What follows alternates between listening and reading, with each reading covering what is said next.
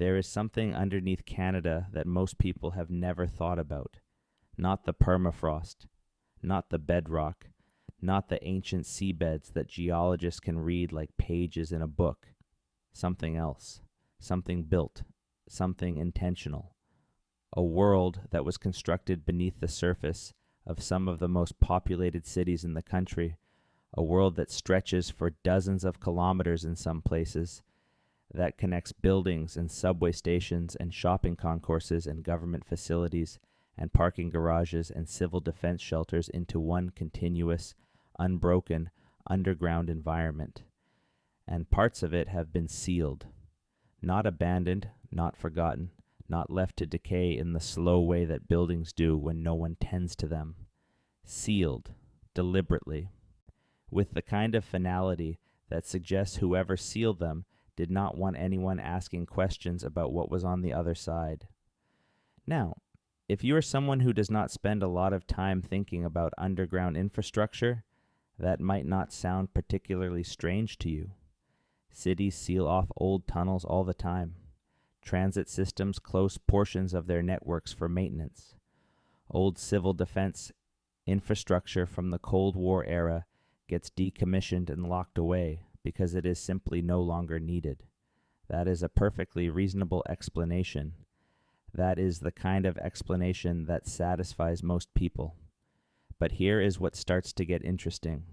When you look at the underground cities of Canada, and when you look at the specific sections that have been closed, and when you look at the timing of those closures, and when you look at the stated reasons against what the documentary record actually shows, you start to notice that the reasonable explanations don't always hold together quite the way they should. You start to notice gaps, silences, places where the official record either contradicts itself or simply stops, as if someone decided that a particular thread of history did not need to be followed any further. This is a documentary about those gaps. It is not a story about conspiracy theories. It is not a story about secret government plots or hidden civilizations or anything that would make more sense in a science fiction novel than in a Canadian history archive. It is a story about what actually exists, what we can document, what we can verify, and what, despite all of that documentation and verification, remains genuinely, stubbornly unexplained. Canada built cities beneath its cities. That much is not in dispute. What is in dispute is why, exactly, certain parts of those underground cities were sealed away from the public without explanation, and what, if anything, those sealed sections were designed to protect. So get comfortable. This is going to take a while. Chapter 1. The idea of going underground. Before we talk about what was sealed and why, we need to talk about why anyone would build underground in the first place. Because it is not an obvious decision. It costs more. It is harder to light. It is harder to ventilate. It is harder to build in the first place, and it is harder to maintain. If you are a city planner looking at a blank map and trying to figure out where to put infrastructure, the surface is almost always the easier answer. So when cities decide to go underground, there is usually a reason. And understanding those reasons tells you a great deal about what those underground spaces were actually designed to do. The first reason is one you probably already know if you have ever spent a winter in Canada. Cold. The winters in Montreal are not merely cold in the way that winters in most of the world are cold.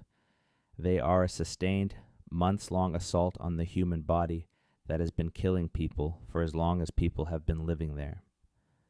The average temperature in January in Montreal hovers around minus 10 degrees Celsius, and that is the average. That is not accounting for the wind. That is not accounting for the days when the temperature drops to minus 20 or minus 25, when exposed skin begins to suffer frostbite in under 10 minutes. When the act of walking from one building to another becomes a genuine physical hazard. People have been trying to solve the Canadian winter for as long as there have been Canadian cities. And one of the most elegant solutions, at least in theory, is to simply move as much of daily life as possible indoors, connected, climate controlled, so that a person can wake up, commute to work, go to a meeting, have lunch, do their shopping, meet a friend for coffee, and return home without ever once being exposed to the outside air. That is what the underground city of Montreal was, at its most basic, designed to do. It was designed as a solution to winter. And that framing, that very practical, very Canadian framing, is the one that gets repeated in tourist brochures and city planning documents and architectural histories. Montreal went underground because it was cold. Full stop, except that is not quite the full story, because Montreal was not the only city that went underground. And not all of the underground construction that happened across Canada in the middle decades of the 20th century can be explained by weather. Toronto has an underground city too, and it is enormous, and its development was driven by different pressures.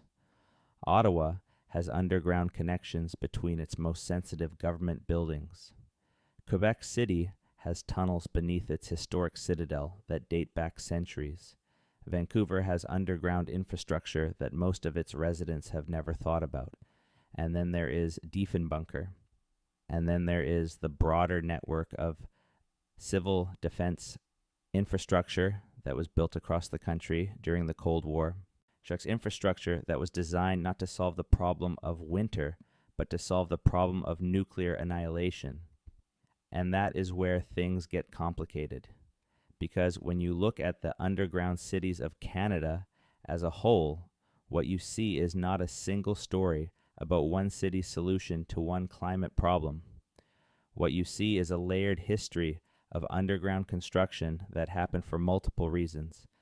Simultaneously, that was funded by different levels of government at different times for different stated purposes, and that produced an underground environment whose full extent has never been publicly mapped in its entirety. Nobody knows with complete certainty everything that is down there. That is the starting point. That is the thing you need to hold on to as we go through the rest of this. Chapter 2, Montreal and the birth of the RESO. The story of Montreal's underground city begins in 1962, which is a date worth remembering, because 1962 is not just any year in the 20th century. 1962 is the year of the Cuban Missile Crisis. It is the year that the world came closer to nuclear war than at any point before or since. It is the year that the governments of North America were actively, desperately trying to figure out how to protect civilian populations from the possibility of atomic attack. And it is the year that construction began on Place Ville-Marie. Place Ville-Marie was a massive mixed-use development in the heart of downtown Montreal, designed by the Chinese-American architect Yeoming Pei and developed by William Zeckendorf, a New York real estate developer who had been brought in to transform a long-abandoned rail, cut in the center of the city, into something productive. The project was enormous by any standard. The main tower was 62 stories tall. The complex covered several city blocks, and underneath it, below street level, there was a shopping concourse, a climate-controlled interior street connecting different parts of the building to each other, and crucially, to the nearby Central Station and the Queen Elizabeth Hotel. That underground concourse was the first piece of what would eventually become the RSO, the Underground Pedestrian Network of Montreal, the largest underground complex of its kind in the world. Now, the official history of Place Ville-Marie and the RSO is a story about urban planning and real estate and the desire to make downtown Montreal more commercially viable. And that history is accurate as far as it goes. Pei's design was genuinely innovative. The concourse was a genuine solution to the problem of navigating downtown Montreal in winter. The commercial instinct behind it was real, but there is another layer of context that tends to get omitted from the standard telling. In the early 1960s, the Canadian federal government was in the middle of a massive, largely secret program to build civil defense infrastructure across the country. The Diefenbunker outside Ottawa had been completed in 1961. A network of underground emergency government facilities was being constructed in different regions. The Department of National Defense had been studying the vulnerability of Canadian cities to nuclear attack and had concluded, as you might imagine, that the vulnerability was significant. Montreal was one of the primary targets in any plausible scenario. It was Canada's largest city. It was the financial capital of the country. It was a major port and rail hub. If a nuclear exchange had happened in the early 1960s, Montreal would have been on the list. And so the question that historians of underground Montreal have never fully answered is this: when Place Ville Marie was being planned and built, with its below-grade concourse and its connections to the city's rail infrastructure, was any part of that planning done with civil defense in mind? Were any of those underground spaces designed with dual purposes, civilian in normal times, protective in emergency? The documentation is incomplete. That is the honest answer. The project files are real and have been studied. The civil defense files from the same era are partially declassified and partially not. And there is no smoking gun document that says, in plain language, that Place Ville Marie was built with nuclear shelter capacity as a secondary objective. But there are things that make you wonder. The concourse was built deeper than it needed to be for purely commercial purposes. The ventilation systems installed in the original construction were more robust than comparable commercial underground spaces from the same era.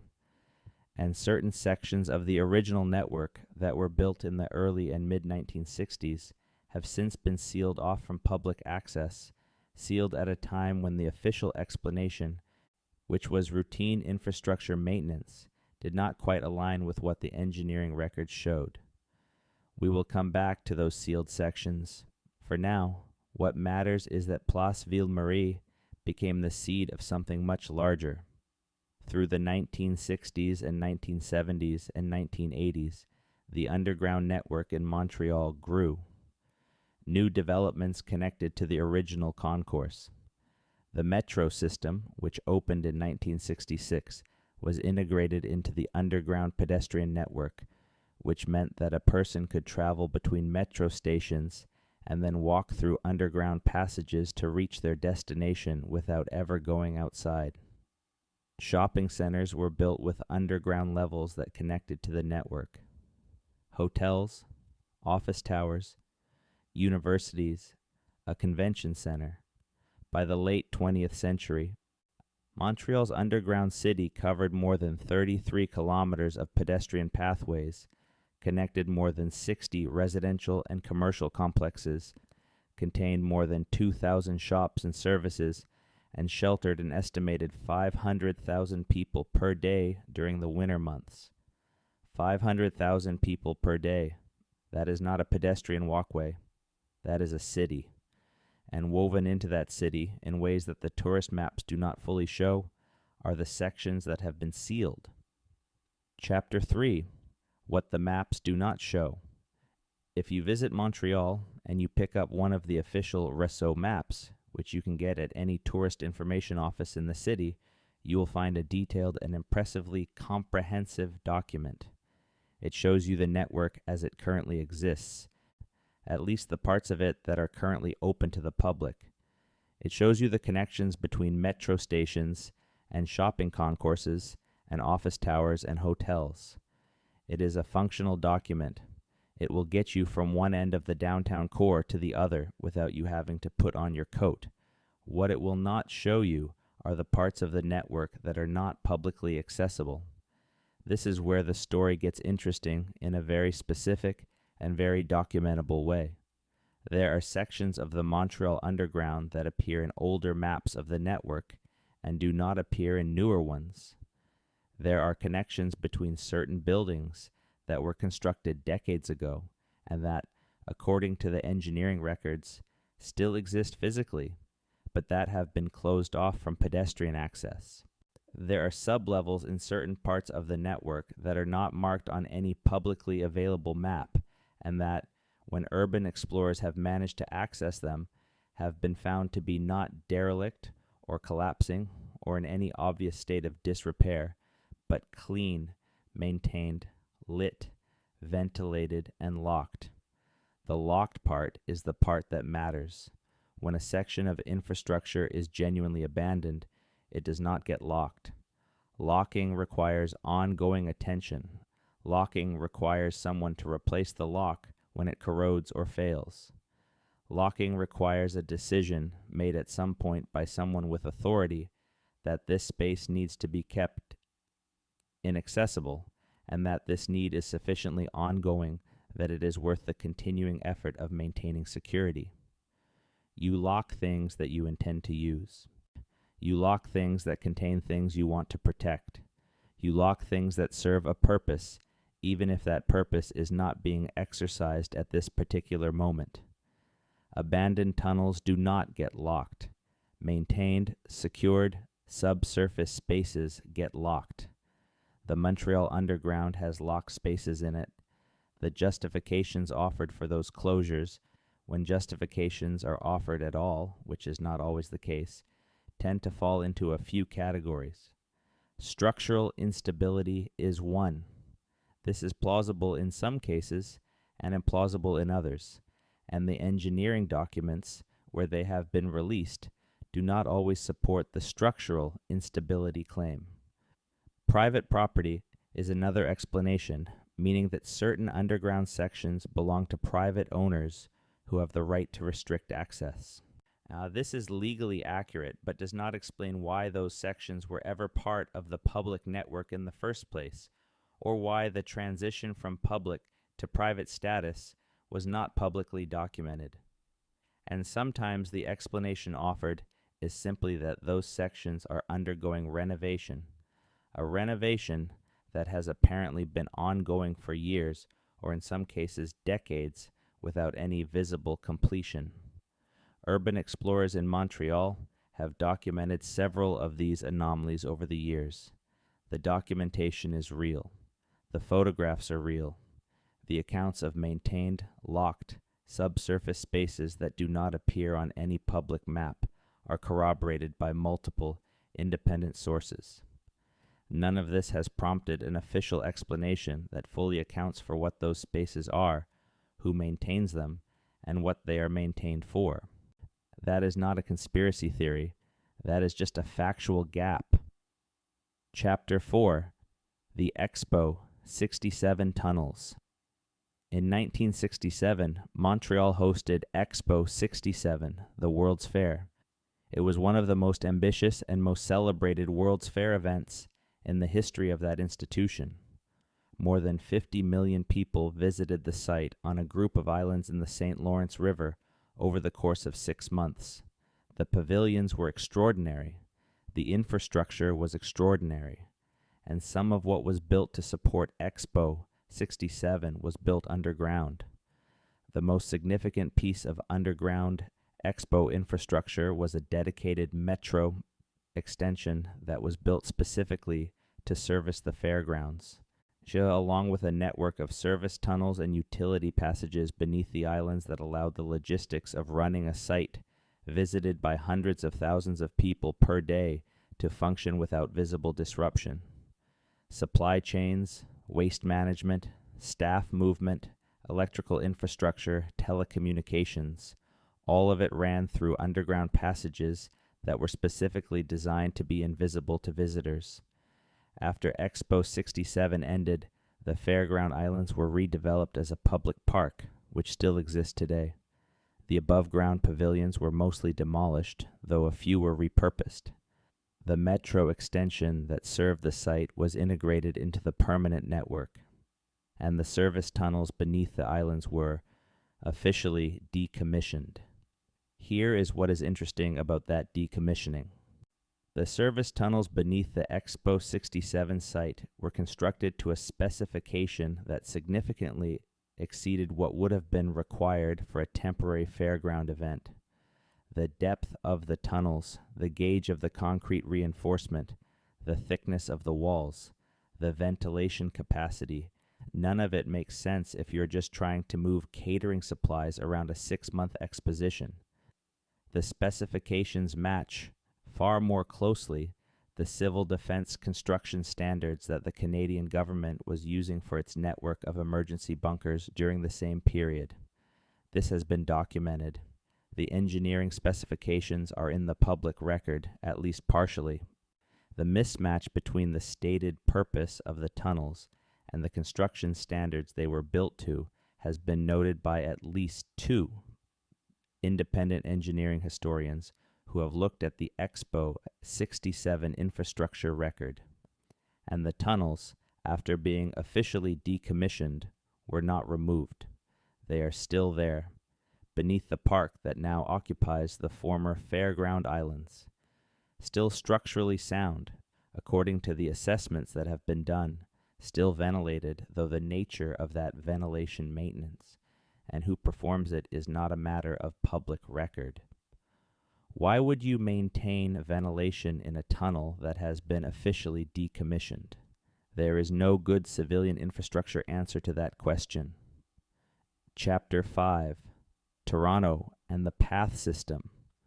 Let us move now from Montreal to Toronto, because the underground story in Toronto is different in its origins, different in its development, and different in the specific questions it raises.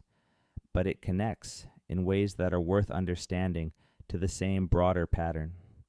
Toronto's underground pedestrian network, known as PATH, which was officially designated as such in the 1980s, though the acronym is generally agreed to be a retronym rather than an original design name, is the largest underground shopping complex in the world by total retail floor area. It covers more than 30 kilometers of pathways, connects over 75 buildings, and contains more than 1,200 shops and services. It handles an estimated 200,000 pedestrians per day. PATH began, unlike Montreal's Underground, not as a civic planning initiative, but as a consequence of corporate real estate development. The original underground connections in Toronto were built by private developers who wanted to increase the commercial value of their buildings by connecting them to neighboring developments and to the transit system. There was no overarching plan. There was no government directive. It grew organically through a series of individual decisions made by individual developers, each of whom connected their piece of the network to the pieces already existing.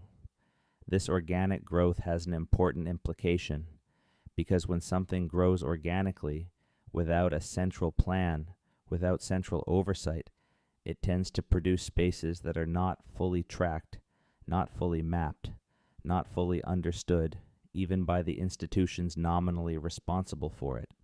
PATH has more than one administrative authority. Different sections of the network are owned and maintained by different entities. The City of Toronto, the Toronto Transit Commission, private corporations, developers, property management companies. The left hand, as they say, does not always know what the right hand is doing. And in that administrative complexity, that fractured ownership landscape, things can get lost or sealed.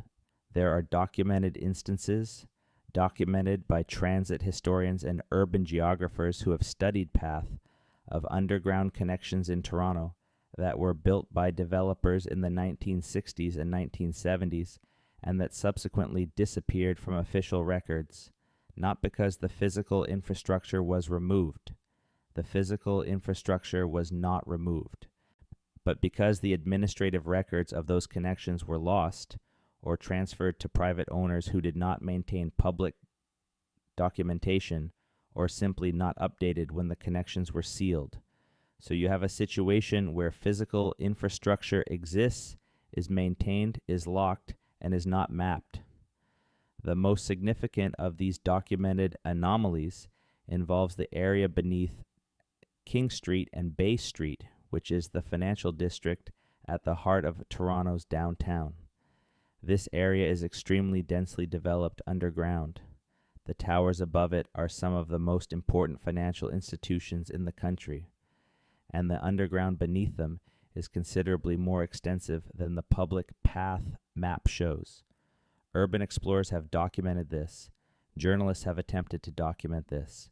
And the standard response from both the City of Toronto and the TTC, when asked about specific below-grade spaces in that area that do not appear on the public map, is that those spaces are private property and therefore not subject to public disclosure, which is technically true, but it does not explain why those spaces exist in the configuration they do, or who built them, or what they were built for.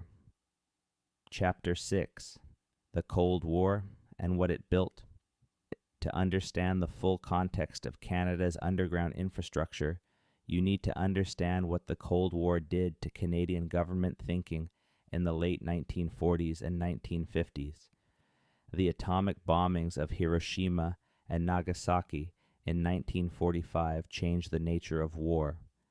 That is a statement so often repeated that it has become almost meaningless from repetition. But try, for a moment, to actually inhabit what it felt like to be a Canadian government official in 1948, in 1950, in 1952. You are responsible for the defense of a country that is geographically positioned directly between the United States and the Soviet Union across the Arctic. The most direct routes for Soviet bombers to reach American cities run over Canadian territory. Your country is not just a potential target in a nuclear exchange. It is a corridor through which a nuclear exchange would literally pass. And you have seen what a single bomb can do to a city. The Canadian government's response to this existential reality was multifaceted, and most of it has been well documented. Canada joined NATO in 1949. Canada participated in the construction of the distant early warning line across the Arctic. Canada built radar stations. Canada contributed to North American air defense. All of this is on the public record. What is somewhat less discussed, though not secret in any strict sense, is the extent of the domestic civil defense infrastructure that Canada built during this period. The intent of this infrastructure was to ensure the continuity of government in the event of a nuclear attack. The assumption underlying the planning was that Canadian cities would be hit, that major urban centers would be destroyed or rendered uninhabitable, and that the institutions of government, military command, economic management, and public communications would need to function from somewhere else. That somewhere else was underground. The most famous example of this infrastructure is the Diefenbunker, formerly known as Central Emergency Government Headquarters, which was built between 1959 and 1961 near Carp, Ontario, about 35 kilometers west of Ottawa. The Diefenbunker is a 4-story underground structure capable of housing 535 people for 30 days following a nuclear attack. It contains a war cabinet room, communications facilities, a Bank of Canada vault, a CBC broadcasting studio, and enough food, water, and fuel to sustain its occupants through the immediate post-attack period while the surface became, theoretically, safe enough to emerge. The Diefenbunker is now a museum. It has been declassified and open to the public, and it is a genuinely remarkable place to visit if you ever get the chance. The tour is detailed, the history is well presented, okay? And the facility itself is a sobering physical testament to how seriously the Canadian government took the threat of nuclear war. But the Diefenbunker was not the only facility of its kind. It was the central facility in a network. There were regional facilities as well, emergency government headquarters in each of the 5 warning regions that Canada was divided into for civil defense planning purposes. These regional facilities were smaller than the Diefenbunker, but served the same basic function: to provide a protected location from which regional government could continue to function in the aftermath of an attack. These regional facilities have not all been open to the public. Some of them have been decommissioned and sold. Some of them are in an unclear state, neither actively maintained nor fully disposed of. And some of them are simply not discussed in the official record in any level of detail that would allow a researcher to determine their current status. That last category is the interesting one. When a government facility is genuinely decommissioned, there is typically a process. The facility is disposed of through the Crown Assets Distribution Center, or it is transferred to another government entity, or it is demolished. There are records of that process. The records can be found. For several of the regional civil defense facilities that were built in the 1950s and 1960s, those disposal records do not exist in the form you would expect them to. The facilities were built, that is documented. What happened to them subsequently is not fully clear from the public record. This does not mean they are still operational. It does not mean there is anyone currently sitting in them monitoring radio signals from the surface, but it does mean that the full story of what was built and what it was built under has not been fully told. Chapter 7. The Diefenbunker and what it implies. Let us spend a little more time on the Diefenbunker, because even in its fully disclosed museum format presentation, it raises questions that most visitors do not think to ask. The Diefenbunker is built under a farmer's field. That is the first thing to understand. It sits beneath an unremarkable piece of agricultural land on the outskirts of a small Ontario town. From the surface, when it was operational, it would have been essentially invisible. Yet the only surface features were a cluster of innocuous-looking farm buildings and a few antenna arrays that could plausibly have been attributed to any number of purposes.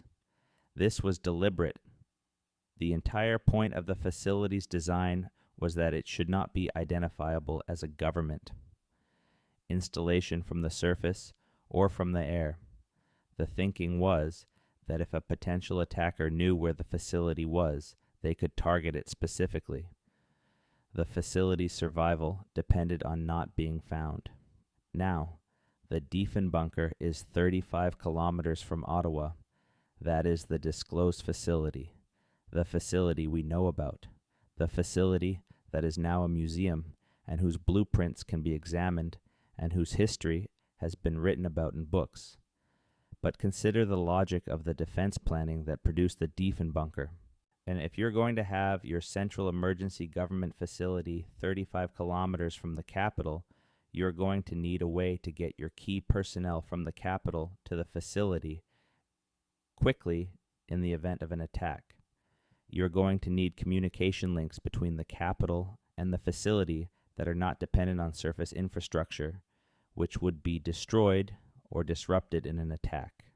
You're going to need a certain amount of redundancy in the system, because any system that depends on a single facility is a system with a single point of failure, and single points of failure get targeted. The Diefenbunker was designed as part of a system, not as a standalone installation, as part of a layered, redundant, geographically distributed civil defense architecture. Parts of that architecture ran underground in and beneath Ottawa itself. The tunnels beneath Parliament Hill and the surrounding government precinct in Ottawa are a matter of some documentation, though the documentation is incomplete. There are known underground connections between certain government buildings in the capital. There are documented utility tunnels and service passages. There is a known underground connection between the East Block of Parliament and the Centre Block. And there is a documented history of tunnel construction in the Ottawa government precinct during the 1950s and 1960s that has never been fully cataloged in any publicly accessible form. What is in those tunnels? pipes mostly, electrical conduit, telecommunications, infrastructure, all of the boring, essential things that make a large complex of government buildings function. That is the honest, undramatic answer. But some of those tunnels were built to specifications that exceed what pipes and electrical conduit require. Some of them are large enough to walk through, and have been large enough to walk through since they were built. Some of them connect buildings in a pattern that, when you look at it on a map, looks less like a utility network and more like an escape route. The people who designed Ottawa's underground utility network in the 1950s were the same people who were simultaneously designing civil defense infrastructure. That is not a speculation. That is a documentable fact about who was employed by the federal government at the time and what their job responsibilities were. The same engineers and planners who worked on the Diefenbunker worked on federal building infrastructure in Ottawa. The same civil defense thinking that produced the Diefenbunker influenced the design of every major piece of federal infrastructure that was built or renovated during the same period. You do not build a nuclear survival bunker 35 kilometers from your capital city and then design the infrastructure of that capital city without any reference to the threats that prompted the bunker's construction. That is not how institutional decision-making works. Chapter 8. Quebec City and the Centuries of Tunnels. Montreal and Toronto and Ottawa are mid-20th century stories. The underground of Quebec City is a much older story, and it connects to the broader pattern in a different way. Quebec City is one of the oldest European settlements in North America. It was founded in 1608 by Samuel de Champlain. It sits on a dramatic piece of geography, a promontory above the St. Lawrence River called Cap Diamant, which rises sharply from the water to create a natural defensive position. The fortifications built on top of that promontory, the citadel, are the largest fortified structure in North America and are still occupied by the Royal 22nd Regiment, which makes Quebec City the only remaining fortified city north of Mexico. The citadel has tunnels. This is not secret. This is not something anyone has attempted to conceal. The presence of tunnel systems in historic fortifications is universal because tunnels serve obvious military purposes. They allow defenders to move between positions without being exposed to enemy fire. They allow ammunition and supplies to be moved securely. They allow for the placement of explosives beneath the approaches to a fortification, a technique known as mining, which was a standard part of siege warfare for centuries. The tunnels under Quebec City's citadel were dug over a period of several centuries, beginning with the original French fortifications in the 1600s and continuing through British construction after the conquest of 1759 through the major defensive construction of the early 1800s when the British were concerned about American invasion following the War of 1812, and through 20th century. Modifications that are not fully documented in public sources. The 20th century modifications are the interesting part. When the Canadian military undertook renovations and upgrades to the Citadel complex in the decades following World War II, some of those renovations involved the underground portions of the complex. The specific nature of those underground renovations is not fully documented in publicly available sources. What is known is that certain sections of the tunnel system that were previously accessible to military personnel, and in some cases to guided tour groups, were sealed during the post-war renovation period and have not been reopened. The official explanation for these closures is structural instability. The tunnels are old. Some of them date to the 17th century. 17th century tunnels construction was not always built to last, and the modifications made in subsequent centuries were not always structurally sound. This explanation is entirely plausible and is probably true, at least for some of the sealed sections. but some of the sealed sections are not particularly old. Some of the sections that are currently inaccessible are sections that were built or significantly modified in the 20th century, sections whose construction dates post-date the introduction of modern engineering standards. If you have a tunnel built in 1950 using modern concrete and modern reinforcement techniques, you should not be experiencing structural instability significant enough to require permanent closure in 2024. Unless the structural instability explanation is not, in all cases, the actual reason for the closure. There is also this: Quebec City's tunnel system does not stop at the Citadel. There are documented tunnel connections between the Citadel and other points in the Old City. There are historical accounts of tunnels running beneath the streets of the Upper Town, connecting the fortifications to other strategic points. Some of these tunnels have been found during construction work and documented before being sealed back up. Others are known only from historical records that may or may not accurately describe what was built. The city beneath Quebec City is not fully mapped. That is simply a fact. Urban archaeologists who have studied the city acknowledge this. The tourist maps of the existing accessible tunnels are accurate as far as they go. They just do not go as far as the actual tunnel network extends. Chapter 9. The Vancouver Anomaly. Vancouver is a different kind of story. Vancouver is a young city, by Canadian standards, established in its current form in 1886. It does not have the centuries of fortification history that Quebec City does. It did not experience the same Cold War targeting anxiety that Ottawa and Montreal did. And its climate, though rainy, does not impose the same winter survival pressures that drove Montreal's underground construction. So why does Vancouver have documented anomalous underground infrastructure? The answer is partly geological and partly historical, and the two factors intersect in a way that is specific to Vancouver's particular geography. Vancouver sits on a geologically active landscape. The region is seismically significant. The Cascadia subduction zone, one of the most dangerous seismic fault systems in North America, lies just offshore. The possibility of a major earthquake in the Vancouver region is not a theoretical concern. It is a near certainty on geological timescales, and it was a planning concern for the city and federal government throughout the 20th century. Earthquake preparedness. Infrastructure shares many characteristics with nuclear civil defense infrastructure.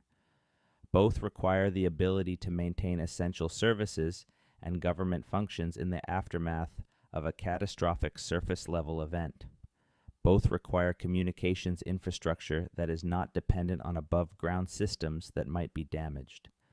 Both require protected locations where key personnel can shelter and from which recovery can be coordinated. The earthquake preparedness rationale in Vancouver was used to justify the construction of underground infrastructure in the 1960s and 1970s. Some of this infrastructure is documented. The underground portions of certain key government buildings in the city are on the public record, at least in general terms. The transit system has underground sections. There are service tunnels, but there are also sections of Vancouver's underground that are not easily explained by either earthquake preparedness or transit logistics. The area beneath Gastown, which is Vancouver's oldest neighborhood and dates to the original 1886 settlement, has a documented history of underground construction that has never been fully cataloged. Some of this is original building construction. The basements of Victorian-era commercial buildings that were built into the slope of the land in ways that created substantial subsurface spaces. Some of it is utility construction from various periods, and some of it is of indeterminate origin and purpose. Urban archaeologists doing salvage work in Gastown ahead of construction projects have repeatedly encountered underground spaces that do not appear on any city planning record. Some of these spaces are consistent with the basements of buildings demolished decades ago. Others are not. Others have configurations that suggest deliberate construction for a purpose other than simple below-grade storage. The city of Vancouver has not commissioned a systematic survey of its underground archaeological resources. This is not unusual. Most North American cities have not done this. Systematic underground archaeological surveys are extremely expensive and disruptive, but the absence of a survey means that the full extent of what lies beneath Vancouver's oldest neighborhoods is genuinely unknown. Unknown is not the same as hidden, but it does mean that there are things down there that nobody has formally accounted for. Chapter 10. The Pattern. Across the country, we have now looked at 5 cities: Montreal, Toronto, Ottawa, Quebec City, and Vancouver. In each of them, we have found, not through speculation, but through documentation, through engineering records and historical accounts, and the reports of people who have physically gone and looked, the same basic pattern. Underground infrastructure that was built for stated purposes. Underground infrastructure that is more extensive, more robustly constructed, or more deliberately secured than those stated purposes would require. Underground infrastructure where specific sections have been sealed, with explanations that do not always hold up under examination. An underground infrastructure whose full extent is not represented on any publicly available map. Now there are several ways to interpret this pattern. The first interpretation is the most straightforward. These anomalies are the product of bureaucratic complexity and historical accident. Cities build things. Record keeping is imperfect. Institutions change over time. Sections that were built for one purpose get repurposed or abandoned, and the administrative record of those changes gets lost in the shuffle of reorganizations and budget cycles and changing priorities. The underground spaces that have been sealed are sealed for boring reasons: structural issues, private ownership, maintenance challenges. There is no unified explanation because there is no unified phenomenon. It is just infrastructure, and infrastructure is messy. This interpretation is plausible. It is consistent with how large institutions actually work. It would be a mistake to discount it. The second interpretation is more specific. The anomalies in Canada's underground infrastructure are primarily explained by the Cold War Civil Defense Program, which was larger than has been publicly acknowledged, and which produced a network of underground facilities that was deliberately not fully documented in order to prevent it from being known to potential adversaries. Some of those facilities remain functional or semi-functional and are maintained by the government for emergency preparedness purposes that have never been publicly discussed. The sealed sections of various underground networks are sealed because they contain or connect to infrastructure that the government continues to want to keep non-public. This interpretation is also plausible. It is consistent with what we know about how civil defense planning actually worked in the Cold War era, and it is consistent with the pattern of documentation gaps that we see across multiple cities. The third interpretation is the most expansive and the most speculative.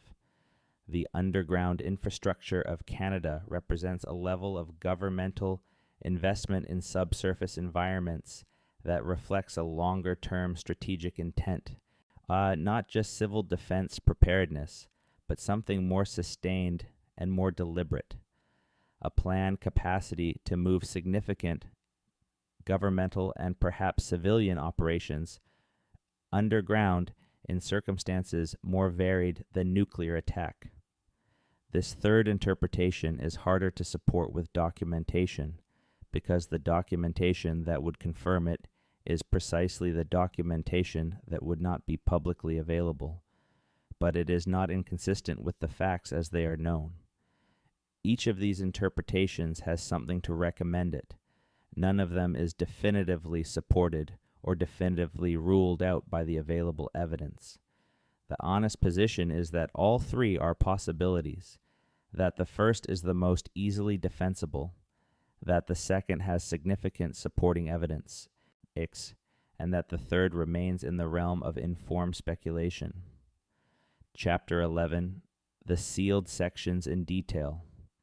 Let us be specific now about the sealed sections that are documented in a way that goes beyond urban legend. In Montreal, the most well-documented sealed section is a portion of the underground network beneath the area of McGill Metro Station and the adjacent University campus. This section appears on planning documents from the late 1960s as a connecting passage between the metro station and a series of underground levels beneath a McGill University building. According to those planning documents, the passage was built. According to current mapping of the Réseau network, it does not exist. According to people who have gone looking for it, there is a sealed door in the sub-basement of the McGill Metro Station that matches the location where the passage should connect, and that door is not rusted or corroded or obviously deteriorating. It is clean, and it is locked with a modern lock. In Toronto, the most specific documented anomaly is a below-grade connection between First Canadian Place, which is the tallest building in Canada, and the building immediately to its north, a connection that appears in construction records from the mid-1970s, but does not appear in current path documentation. Physical access to the relevant sub-basement levels of First Canadian Place is not publicly available, and inquiries to the building management company about the sub-basement layout have not produced a response that addresses the specific question of the documented connection. In Ottawa, there is a documented subsurface passage between the former Union Station, which is now the Government Conference Centre, and the Chateau Laurier Hotel directly across the street. This passage is mentioned in historical accounts of both buildings and in engineering documents that describe its construction. It was built in the 1920s as a service connection for luggage and hotel guests arriving by train. It is no longer in use as a service passage, but it has not been demolished. Its current status is described by the National Capital Commission as a matter of ongoing evaluation, which is the bureaucratic equivalent of saying that they have not decided what to do with it and are not prepared to say anything more specific. In Quebec City, there is a documented section of tunnel beneath the Dufferin Terrace, the famous boardwalk that runs along the cliff face below the Citadel, that was identified during construction work in the 1980s and sealed. The section is described in a brief engineering report from the time as a stone-lined passage of uncertain origin and date, structurally sound but without connection to the current utility network. It was sealed for safety reasons, the report says, because it was not possible to determine its full extent without a survey, and a survey was beyond the scope of the construction project. To the knowledge of the researchers who have looked into this, no subsequent survey has been commissioned. Each of these is a specific, documentable thing. Each of them has an official explanation of some kind, usually inadequate, usually partial. Each of them represents a physical space that exists, that is maintained to some minimum standard, that is inaccessible, and that has not been fully explained. That is not a list of mysteries in the dramatic sense, but it is a list of genuine gaps in the public record of what lies beneath some of Canada's most important urban spaces. Chapter 12. The people who have looked. There is a community of people in Canada who spend their free time going into the underground spaces that they are technically not supposed to access. They are called urban explorers, or urbex practitioners, and they operate in a legal gray area. Entering private property is a trespass, but documenting what you find there is not inherently illegal. Their work is controversial. It is also, in many cases, genuinely informative. The urban exploration community in Montreal and Toronto is particularly active, and their documentation of those cities' underground environments is, in some ways, more comprehensive than anything that exists in official records. They have photographed sub-basement levels of major buildings that do not appear on any publicly available floor plan. They have documented tunnel connections that have been removed from official maps. They have found mechanical systems, ventilation equipment, lighting installations in subsurface spaces that are officially described as empty or abandoned. And they have found something else, repeatedly enough that it constitutes a pattern, rather than an anomaly, evidence of recent access. In underground spaces that are officially described as closed, as decommissioned, as structurally unsafe for entry, urban explorers repeatedly find signs that people have been there recently. Clean surfaces where dust accumulation suggests recent disturbance, fresh caulking around pipe connections, grease on hinges, fluorescent tubes that have been recently replaced, security cameras in some cases that are operational and oriented toward access points. You do not replace fluorescent tubes in an abandoned tunnel. You do not install operational security cameras in a space that nobody uses. This is not a fringe observation by a single person. This is a pattern documented across multiple independent urban exploration groups working in multiple cities across a period of decades. The documentation is available, the photographs are available, the pattern is consistent. The most straightforward interpretation of this pattern is that certain sections of Canada's urban underground that are officially described as closed or decommissioned are in fact maintained and occasionally used. By whom and for what purpose is not something that urban explorers can determine from inside a locked sub-basement with a flashlight. But the evidence of maintenance and access is real. Chapter 13. Government Acknowledgement and Its Limits. It would be misleading to suggest that the Canadian government has been completely silent about its underground infrastructure. The declassification of the Diefenbunker and its opening as a museum is a significant act of transparency. The Public Works and Government Services Canada agency maintains documentation about the underground utility networks in government buildings, and the City of Montreal publishes information about the RESO.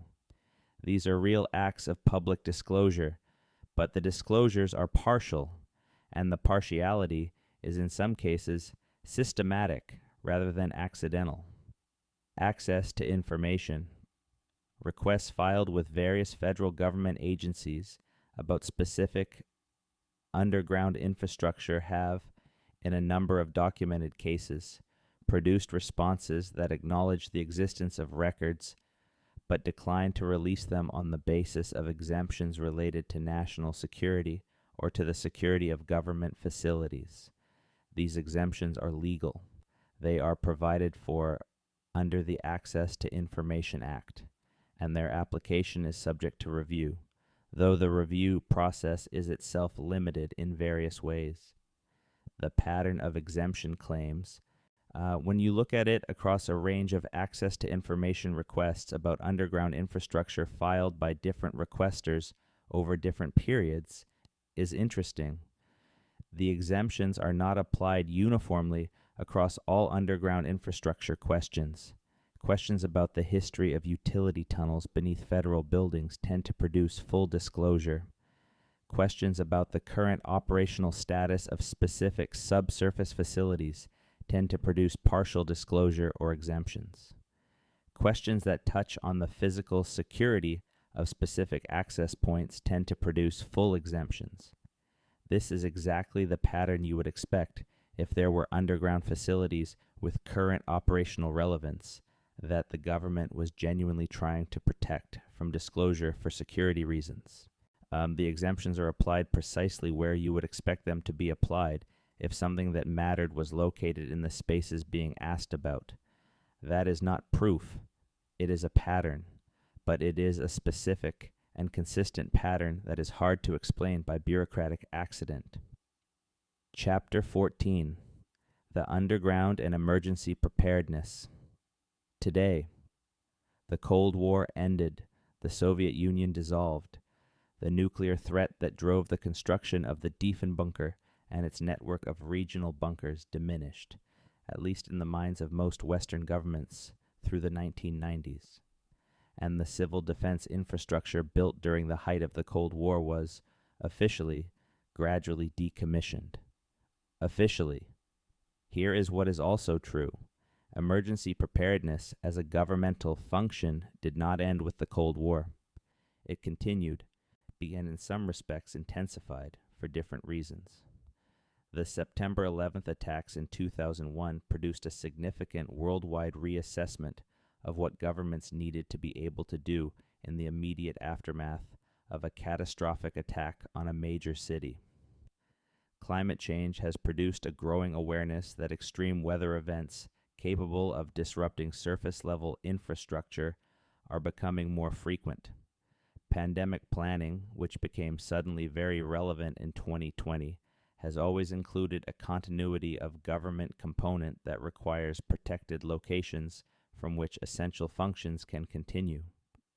The Canadian government's Emergency Management Framework, which is publicly available, describes a layered system for ensuring continuity of essential government functions in the event of a major disruption. The framework refers to protected alternate facilities. It refers to hardened communications infrastructure.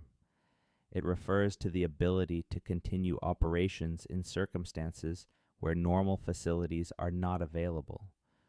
What it does not do is describe in any geographic or physical specificity where those protected alternate facilities are, what they look like, or how they connect to the above-ground government infrastructure. That specificity is, for obvious reasons, classified. The protected alternate facilities exist. The government has acknowledged, at the level of abstract framework description, that they exist. The question of whether those facilities include or are connected to the underground infrastructure beneath Canadian cities is a question that the public record does not answer. But it is not an unreasonable inference, given what we know about how and where that underground infrastructure was built and maintained. Chapter 15: The Question of What is Being Protected. When we talk about why spaces are sealed, we have been mostly asking the question from the outside. Why would someone seal this? What are they keeping us out of? But there is another way to ask the question. What is being protected? Security, in the most basic sense, is not just about keeping people out of places. It is about protecting something of value. You secure things that matter. You lock doors behind which something important is kept. The question of what is being protected in Canada's sealed underground spaces is in some ways a more tractable question than the question of what is down there, because we can reason about it from what we know. If the sealed sections are civil defense infrastructure from the Cold War era, what they are protecting is preparedness capacity, the ability in a crisis to quickly operationalize emergency government functions from a protected location. The physical infrastructure for this does not need to be in daily use to have value. It needs to be maintained, to be operable on short notice, to be secure from both unauthorized access and from awareness that might make it a target. If the sealed sections are infrastructure with a more contemporary operational function, what they are protecting is harder to specify.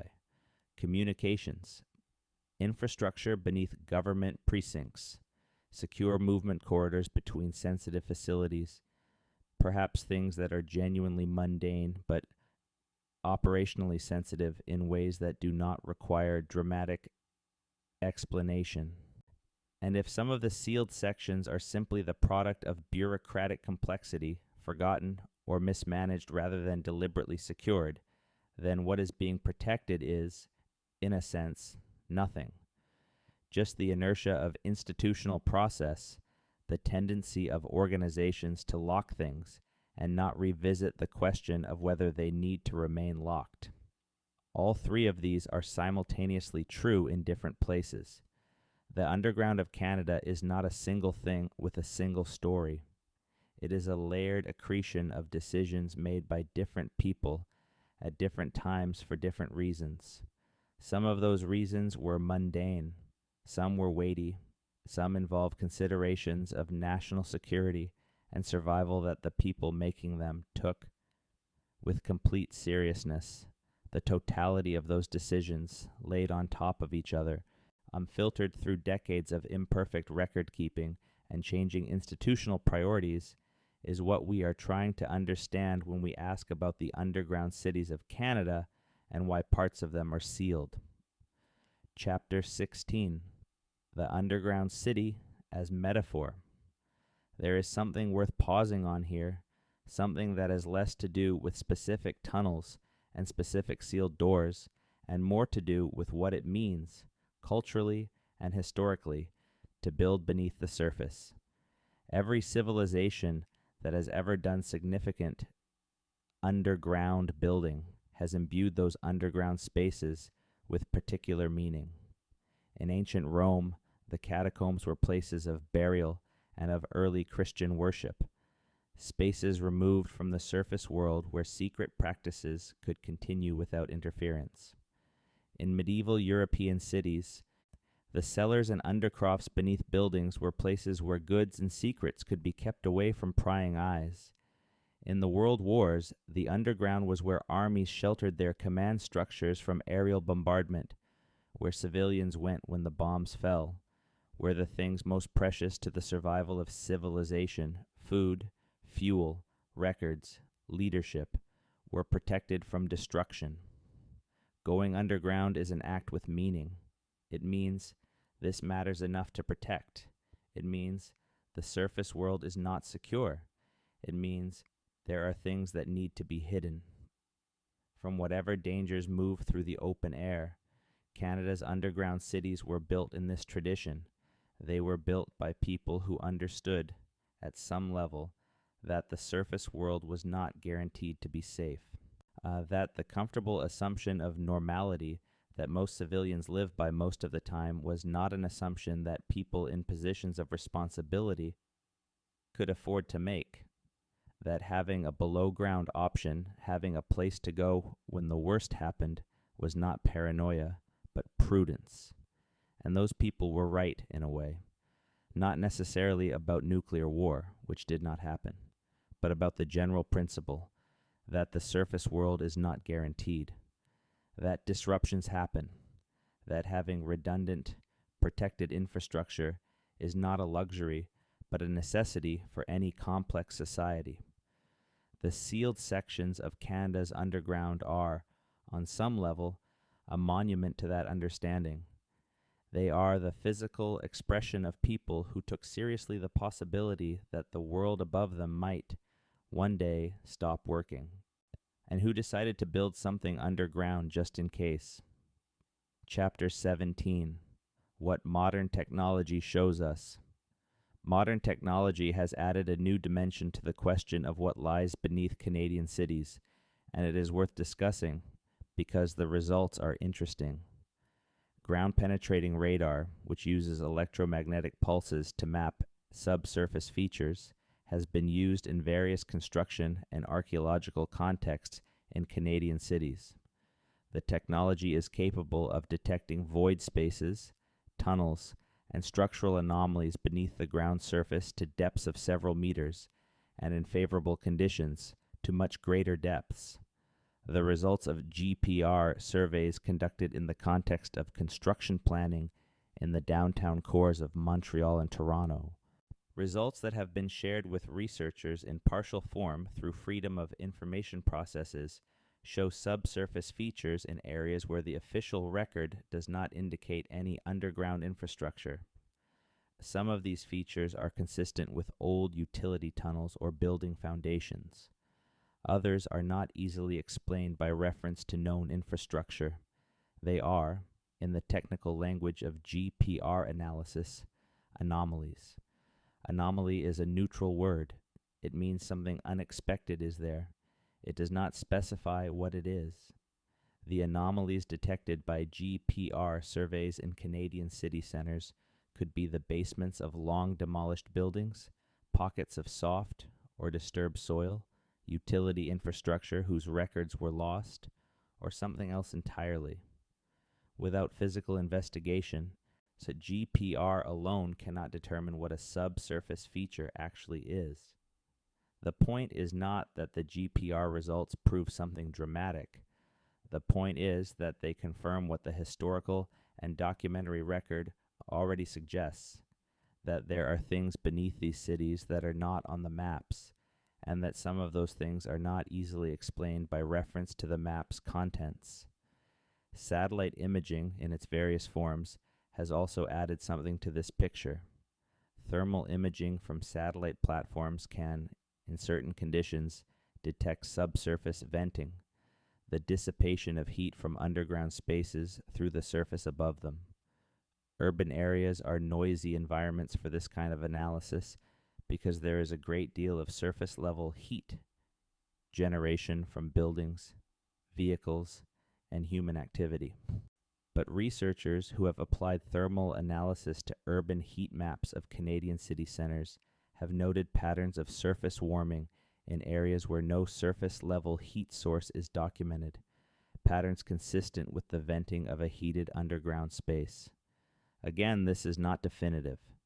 Urban heat patterns are complex and can have many explanations, but the patterns are there and they are not explained by the official record. Chapter 18. The question that does not go away. There is a question that sits at the center of all of this, a question that the evidence raises but does not answer, and it is worth stating clearly.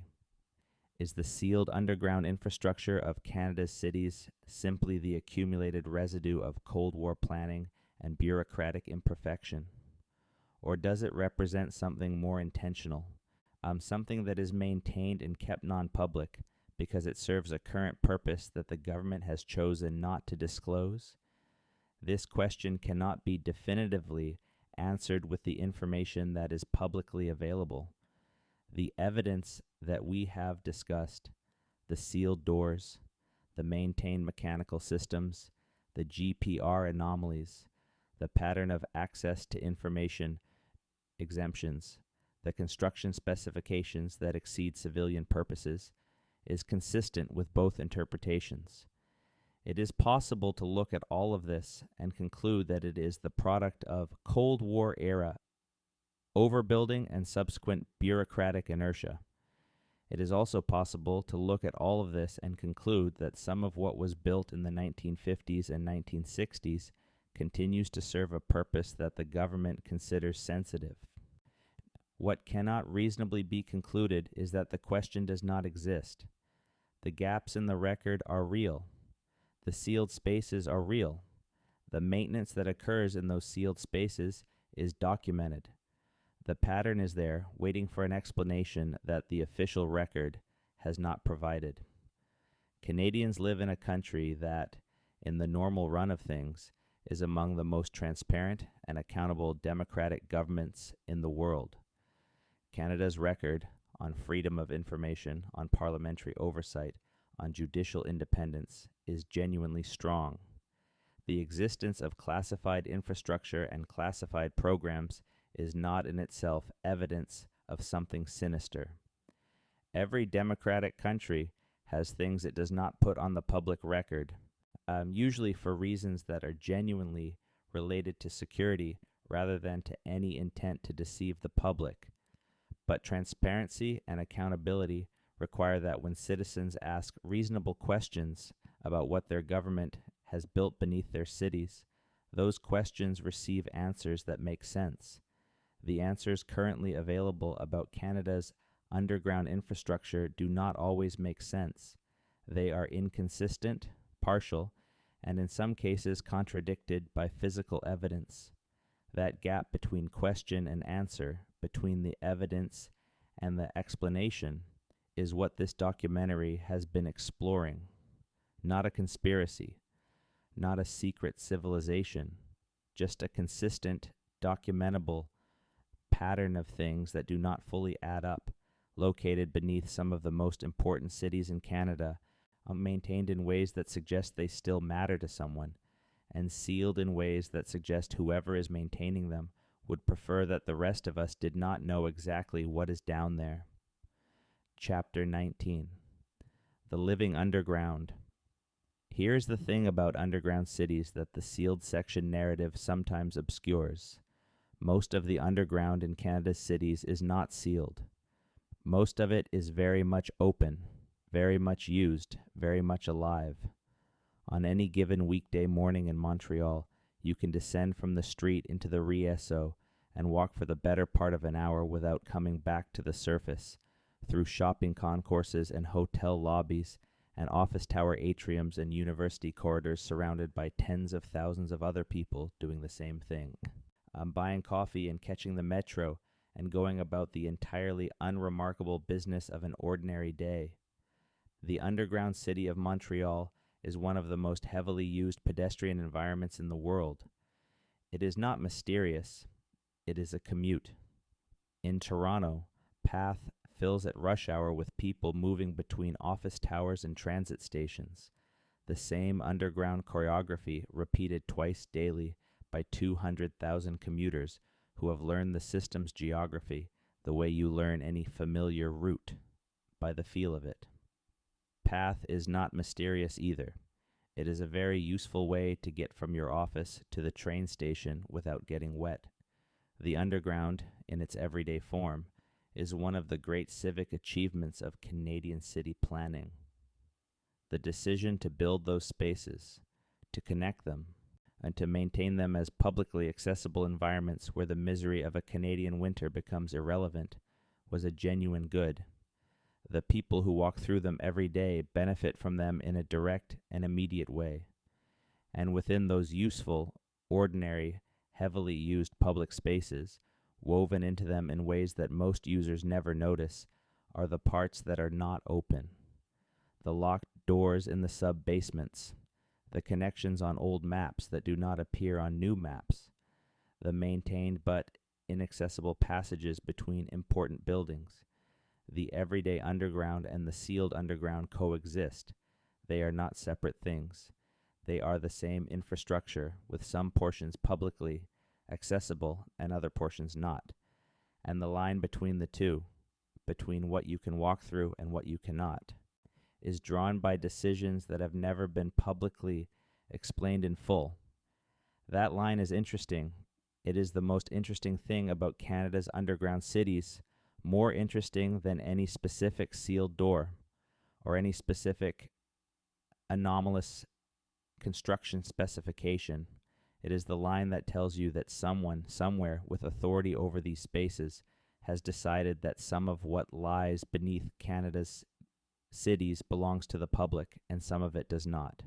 And the rationale for that division, for drawing the line exactly where it has been drawn, is something that has never been made fully available to the people who live above it. Chapter 20. A Final Thought. Before you sleep, you are somewhere comfortable right now, warm, safe, above the ground, presumably, and in the kind of ordinary surface-level existence that most of us inhabit most of the time without thinking about what lies beneath it. Canada is a country of surfaces, of vast, open, horizontal landscapes, prairies and boreal forests and Arctic tundra, all of it extending outward in every direction under an enormous sky. It is not a country that naturally directs your gaze downward. The immensity of Canada is upward and outward, not inward and below, but beneath the concentrated urban spaces where most Canadians actually live, beneath Montreal and Toronto and Ottawa and Quebec City, there is another geography, one that was built by human hands, mostly in the 20th century, mostly for reasons that were both more and less dramatic than they might initially appear. Built for winter, built for commerce, built for the possibility of nuclear war, built for the continuation of government when the surface became uninhabitable, built for reasons that were recorded incompletely maintained by institutions whose record keeping was not always adequate to the complexity of what they were maintaining. And in that other geography, in that underground world, there are spaces that have been sealed, that remain sealed, that show signs of ongoing maintenance and care, that do not appear on any public map, that exist in the gap between what Canadian governments have chosen to disclose and what they have chosen to retain. What are they hiding? The most probable answer is mostly the ordinary detritus of Cold War civil defense planning, maintained out of bureaucratic habit and genuine, if modest, emergency preparedness concern, neither as dramatic as a secret city nor as boring as an empty basement. But probably is not certainly, and certainly is what the public record, with all its gaps and exemptions and inconsistencies, has so far failed to provide. Somewhere beneath the streets of Montreal, beneath the financial district of Toronto, beneath the government precinct of Ottawa, behind locked doors that somebody recently put a new lock on, the underground of Canada keeps its counsel. The cities above go about their business. The commuters flow through the open passages. The shoppers and the office workers and the metro riders live their above-ground lives in the most ordinary of ways. And below the level, where the public is permitted, in the spaces between the known and the disclosed, Canada's underground cities wait, maintained, locked, quiet, not speaking, not offering explanations, just there, beneath everything, in the dark. Sleep well. If this kept you up instead of helping you drift off, that means it worked on a completely different level. And I respect that. Drop a comment down below and tell me where you're watching from, and tell me what you think is behind those sealed doors, because I genuinely want to know what your mind went to. Subscribe if you want more nights like this one. There are a lot more stories to tell, and most of them start with a question that somebody, somewhere decided not to answer. Good night, Canada. Good night, everyone. Extended chapter: The Architecture of Secrecy. There is a concept in the study of government and institutional behavior called plausible deniability, and it is worth understanding in this context because it explains a great deal about how governments manage information about sensitive infrastructure. Plausible deniability does not mean lying. It means structuring the information environment in such a way that any specific question can be answered truthfully and incompletely at the same time. If someone asks whether a particular underground space is in active use, the government can truthfully respond that the space is not currently scheduled for operational use, which is different from saying it is not maintained, which is different from saying it has no operational function, which is different from saying there is nothing of significance in it. Each of these statements could be true simultaneously, and each could be offered in response to the same question, and none of them would fully answer what the questioner actually wanted to know. The management of information about Canada's underground infrastructure shows signs of this kind of careful incompleteness. The responses to access to information requests that touch on specific underground facilities tend to be precise in their language in ways that acknowledge the existence of records without disclosing their content. The official descriptions of underground networks tend to describe the publicly accessible portions in detail while omitting the non-publicly accessible portions without explicitly acknowledging that those portions exist.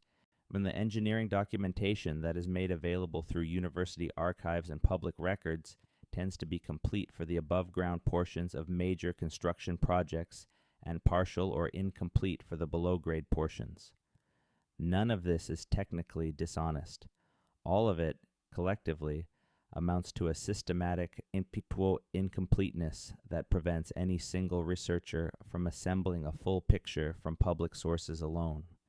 The people who designed this information management strategy, and there were people who designed it because this level of consistent incompleteness does not happen by accident.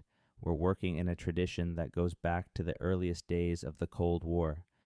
The fundamental insight of mid-20th century security planning was that secrecy is best maintained not by classification alone, but by making the thing you want to protect invisible by design. If nobody knows to ask about something, nobody files an access to information request about it. If nobody files a request, nobody receives a partial answer that invites further questions. If nobody receives a partial answer, the information stays where it was put. The underground spaces of Canada were, at various points in their construction, designed to be invisible. Their entrances were incorporated into utility rooms and service corridors. Their connections to surface infrastructure were routed through spaces that did not attract public attention. Their operational footprint, the vehicles, the personnel, the supplies, all was designed to be absorbed into the ordinary urban environment without generating notice. This is good design from a security standpoint. It also means that the physical traces of these spaces, the sealed doors, and the maintained ventilation systems, and the GPR anomalies, are the only visible evidence of something that was explicitly designed to leave no visible evidence. You're trying to find something that was built not to be found. That is an interesting puzzle. It is also, from a documentary standpoint, both the most compelling aspect of this story and the most frustrating one. The role of private developers. One thread of Canada's underground story that deserves more attention than it typically receives is the role of private real estate development in the creation and maintenance of underground spaces whose purpose is not always aligned with purely commercial interests. The major real estate development firms that built the towers of downtown Montreal and Toronto in the 1960s and 1970s were not operating in a vacuum.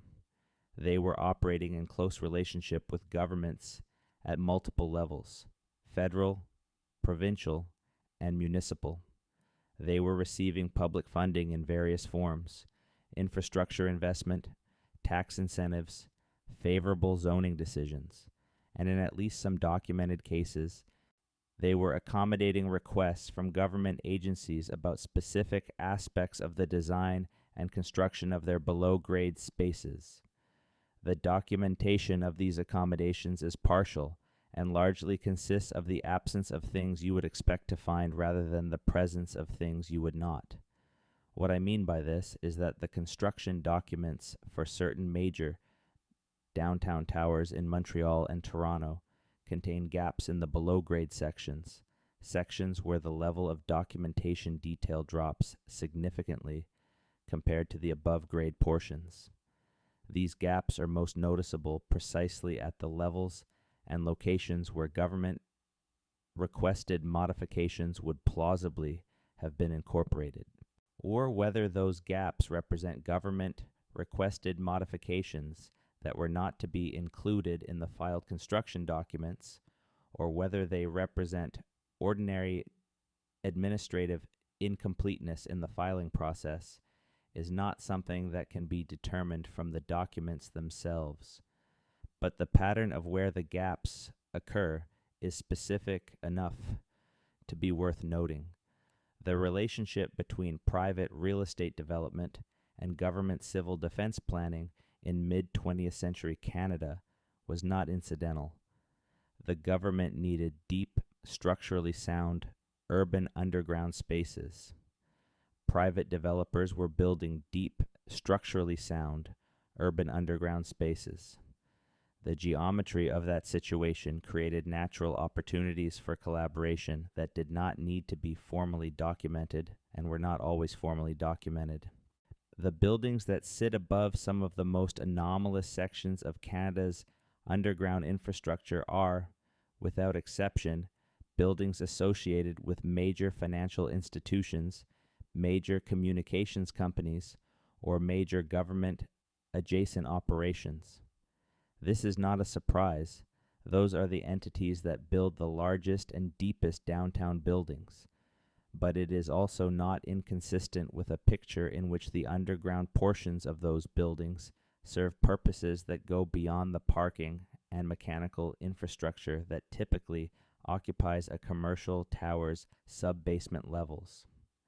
The individuals who know somewhere in Canada there are people who know exactly what is in the sealed sections of the country's underground cities, not because they are part of a conspiracy or a secret society or any of the dramatic things that make for entertaining fiction, simply because they work for the organizations that maintain those spaces, that hold the institutional knowledge of what was built and what it was built for and what it currently does. These people are not going to talk about it publicly, not because they are constrained by some nefarious oath of silence, but because they are constrained by the same thing that constrains any government employee from discussing classified or operationally sensitive information, their employment agreement, their security clearance, and their perfectly ordinary professional judgment about what is and is not appropriate to share outside their work environment. But those people exist, and occasionally, indirectly, their knowledge surfaces in ways that are interesting. There is a community of retired civil servants and military officers in Canada who spent their careers working on infrastructure related to national security and emergency preparedness. Some of them have written memoirs. Some of them have given interviews. Some of them have participated in academic research projects on Cold War civil defense history. And in those accounts, given carefully and with obvious attention to what can and cannot be disclosed, there are consistent suggestions that the official public account of Canada's Cold War civil defense infrastructure is significantly incomplete. Now, none of these individuals has disclosed specific locations or specific capabilities, but several of them have said in various forms that the public account significantly underestimates the scale of what was built, the extent to which that infrastructure persists in some form today, and the degree to which urban underground spaces in major Canadian cities were incorporated into civil defense planning. One former senior official in public works and government services, speaking in an academic context in the early 2000s, described the federal government's underground infrastructure as, in his words, more extensive than most Canadians would be comfortable knowing about. He did not elaborate. The comment was recorded in the proceedings of an academic conference on Cold War history and has been cited by several researchers who noticed it without being able to follow up in any substantive way. More extensive than most Canadians would be comfortable knowing about. That is a striking phrase from someone who spent his career administering that infrastructure. It does not specify what the discomfort-inducing extent consists of. It does not provide a map or a list or a set of coordinates, but it is the kind of thing that a person says when they have knowledge that the public account is significantly incomplete, and when they have chosen to gesture at that incompleteness without disclosing the specifics. It is the kind of thing that makes you wonder what exactly you would find if you could follow that gesture to its conclusion. The comparison with other countries. Canada is not unique in having urban underground infrastructure that exceeds what the official record fully accounts for. The United Kingdom has a well-documented history of subsurface military and government infrastructure beneath London, some of which has been declassified and turned into tourist attractions, and some of which has not been disclosed and remains operational. The United States has a similarly extensive and similarly incompletely documented underground infrastructure beneath Washington and other major cities. France has the catacombs beneath Paris, which are partially open to the public and partially restricted, and a separate layer of 20th century government infrastructure that is not publicly mapped. Every major Western democracy that went through the Cold War built underground. Every one of them built more than it has fully disclosed. Every one of them continues to maintain at least some of that infrastructure in a state of operational readiness for reasons that have evolved from the original nuclear threat to encompass a broader range of potential disruptions. Canada is notable within this group for two reasons. The first is geographic. Canada's position between the United States and the Soviet Union across the Arctic gave it a particular strategic importance during the Cold War that required a particularly significant investment in civil defense infrastructure. The threat Canada faced was not just of being attacked itself, though that was real, but of being the corridor through which an attack on its southern neighbor would pass. The infrastructure built to manage that reality was extensive. The second is cultural. Canada has a political culture that tends to be more deferential to institutional authority than the political cultures of some other Western democracies. The tradition of aggressive investigative journalism and aggressive public interest litigation that has, in the United States, produced significant disclosures about government underground infrastructure has not had quite the same effect in Canada. The underground cities of Canada have not attracted the sustained investigative attention that their American equivalents have. This is not a critique of Canadian journalism or Canadian civil society. It is simply an observation that the culture of disclosure operates differently in different countries, and that the gaps in Canada's public record about its underground infrastructure are partly a function of the relative absence of sustained pressure to close those gaps. This may change. The generation of Canadians who are old enough to have worked on the original construction of Cold War civil defense infrastructure is passing. As it passes, some of its members, freed from the sense of active professional responsibility that kept them silent during their working lives, are beginning to talk. Academic researchers working on Cold War history are finding their way into archives that have not been well studied. The community of urban explorers who document underground spaces is growing and becoming more sophisticated in its methods. The full story of what lies beneath Canada's cities may yet be told. When it is told, and it will probably contain fewer dramatic revelations than the most imaginative speculation suggests, and more unsettling ones than the official record currently acknowledges. That is how these stories usually go. The night shift. There is one more thing worth mentioning, because it comes from multiple, independent sources, and because it does not have a comfortable, official explanation.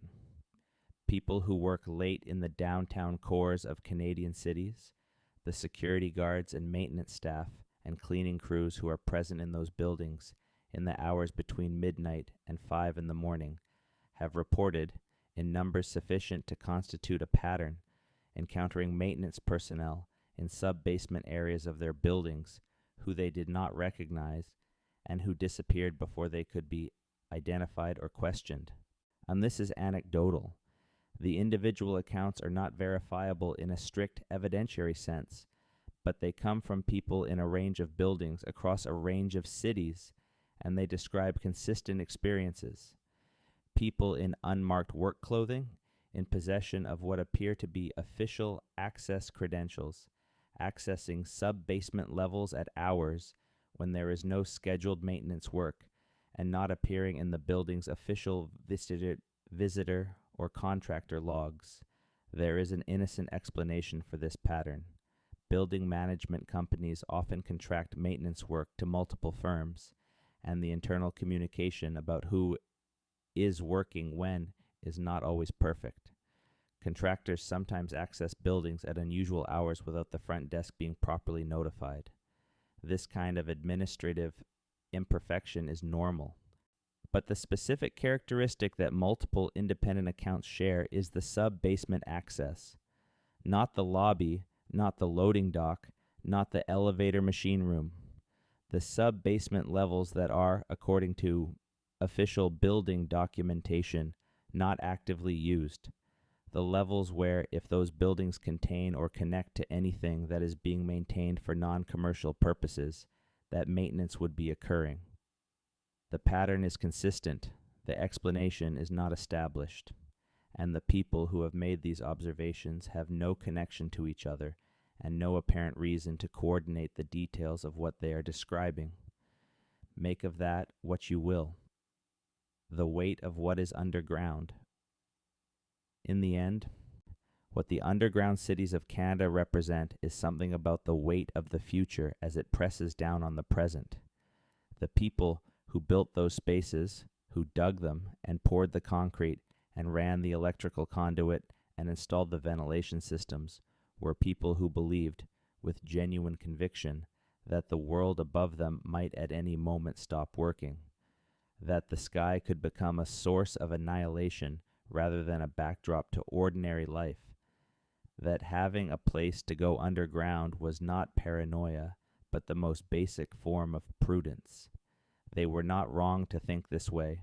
The nuclear threat was real. The decisions made during the Cuban Missile Crisis in October 1962, while the underground of Montreal was beginning to take shape, and while the Diefenbunker sat completed outside Ottawa, could plausibly have resulted in an exchange that would have made those underground spaces necessary.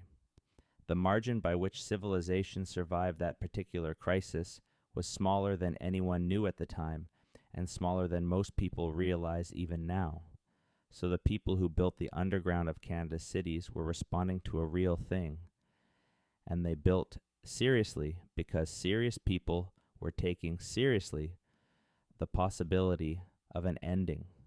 They built deep, and they built strong, and they built more than they told anyone they were building, because the effectiveness of civil defense infrastructure depends, in part, on it not being known. And then the crisis passed, not because it was resolved exactly, but because the particular configuration of threats that gave it its urgency changed. The Soviet Union became Russia. Mere the nuclear arsenals remained. The threat evolved rather than disappeared, and the infrastructure built to respond to the threat remained too, at least in part, maintained by people who understood that readiness cannot be switched off simply because the immediate danger has receded. What lies beneath Canada's cities in the sealed and unmapped spaces is partly this: the physical legacy of a generation's most serious fear, maintained against a future that may or may not arrive, by people who have not stopped taking seriously the possibility that it might. That is not sinister. It is, in its way, almost reassuring. Somewhere beneath the ordinary surfaces of Canadian life, behind locked doors and sub-basements that do not appear on tourist maps, people are tending to the infrastructure of survival, replacing locks, checking ventilation, keeping lights in working order for a day that may never come, but for which someone, quietly, has decided not to stop being ready. Canada has never been a country that talks much about its serious preparations. It tends toward understatement. It tends toward the appearance of comfortable normalcy, even when the work being done beneath the surface is anything but normal. The underground cities are, in this sense, the most Canadian thing imaginable. Practical, extensive, quietly maintained, and almost entirely invisible to the people who live their lives above them. Sleep well. The ordinary people who discovered something. Not all of the people who have encountered the anomalies of Canada's underground cities are urban explorers, or researchers, or journalists. Some of them are just people who were doing something entirely ordinary and stumbled into something that did not fit. There is a documented account, documented in the sense of appearing in the letter section of a Montreal newspaper in the early 1990s, of a maintenance worker employed by one of the downtown hotels who discovered, in the course of investigating a plumbing fault in a sub-basement corridor, a door he had never seen before, in a wall he had worked past for 11 years without noticing it. The door was not hidden exactly. It was simply set flush with the concrete wall and painted the same color, with no obvious handle, only a keyhole. He mentioned it to his supervisor. His supervisor told him, without apparent curiosity, that it was not part of the hotel's space and that he should not concern himself with it. And he wrote his letter to the newspaper because he had continued to be curious in the way that ordinary human beings are when they encounter something they cannot explain. The newspaper published the letter in a column dedicated to urban curiosities and mysteries. Nobody followed up. Nobody investigated. The door, presumably, is still there. This kind of account, the ordinary person who stumbles across something that does not fit and cannot get a satisfying explanation for it, repeats across Canadian cities and across the decades. A Toronto construction worker in the 1980s who breaks through a wall during renovation work and finds a finished, lit, empty corridor on the other side that connects, as far as he can tell, to nothing on the current building plan. A Quebec City tour guide who notices during a routine tour of the accessible tunnel sections beneath the Citadel that a section of stone wall is not original stone, that it is poured concrete painted to look like stone, relatively recently poured by the look of it, blocking what should be a continuous passage. A Vancouver building manager who inherits a ring of keys from his predecessor and finds that several of them fit no lock in any space he has access to. These people are not dramatic characters. They are not investigators or activists or people with agendas. They are people who noticed something, reported it to whoever seemed appropriate, and were told, in various ways, that it was not their concern. Most of them accepted that. Most of them moved on. But the accumulation of their small, ordinary, unremarkable encounters with the edges of something they were not supposed to see is part of the documentary record, such as it is, of what lies beneath. The people who know what is down there are not talking. The people who have glimpsed its edges from unexpected angles have not had the resources or the platform to pursue what they glimpsed, and the official record, carefully incomplete, sits between those two groups and prevents the connection from being made. The history that was written and the history that was not. Every city writes its own history. Every city decides through the decisions of its institutions and its chroniclers and its archivists what is worth preserving in the record and what is not. The histories that get written about Canadian cities, the ones that sit in libraries and appear in school curricula and are summarized in tourist information, are largely histories of surfaces, of buildings, and streets, and parks, and markets, of events that happened in visible places in front of visible witnesses. The underground is not a natural subject for this kind of history. It does not have a skyline. It does not have a public square where crowds gather. Its important moments, if it has important moments, tend to happen in private, witnessed by few or none, and with the specific intent of not being recorded. There are historians who have tried to tell the underground history of Canadian cities. Their work is careful, partial, and frequently blocked by the same information. Management practices we have been discussing. The academic literature on Canadian Cold War civil defense infrastructure is smaller than you might expect, given the scale of what was built. The historians who have worked in this area have noted, in their own accounts of their research, that they have encountered consistent patterns of missing documentation, restricted access to relevant archives, and responses from government agencies that acknowledge the existence of records without making them available. This is not unusual. Historians working on sensitive topics in any country encounter these obstacles, but the consistency and the specific patterning of the obstacles encountered in research on Canadian underground infrastructure is notable. The gaps are not random. They cluster around specific time periods, specific facility types, and specific geographic areas. They cluster, in other words, in exactly the places where you would expect them to cluster if there were things the government was genuinely trying not to have fully documented. The history that was not written about Canada's underground cities is still out there, in the physical reality of the spaces themselves, in the institutional memory of the people who worked on them, and in them, in the partially declassified archives of the civil defense apparatus, and in the fragmentary accounts of the ordinary people who encountered their edges. It has not been assembled into a coherent narrative, partly because the evidence is genuinely difficult to find, and partly because the evidence that is found tends to produce more questions than answers. This documentary is one attempt to outline the shape of that unwritten history. It does not fill in the outlines. Nobody currently has the information to do that, but the shape is there, visible in the negative space around what has been disclosed, and it is a more significant shape than the official record acknowledges. The specific feeling of being underground. Before we close, it seems worth talking about something that is not about history or policy or engineering, something more immediate. If you have ever spent time in the underground passages of Montreal or Toronto, you know that there is a specific quality to being in those spaces that is different from being in any above ground environment. It is not claustrophobia exactly, at least not for most people.